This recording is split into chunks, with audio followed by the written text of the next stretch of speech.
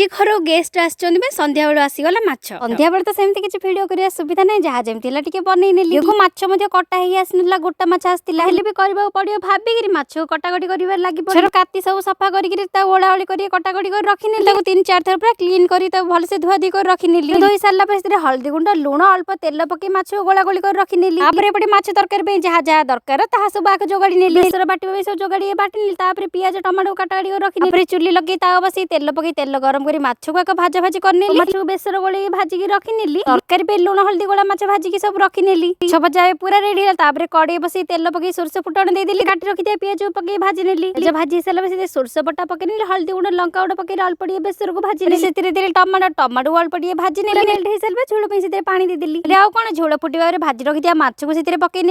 Slow जाल पूरा फुटा छाड़ी रेडी है गरम गरम माछ तरकारी समस्त खावा देव आज वीडियो देखा नेक्स्ट वीडियो।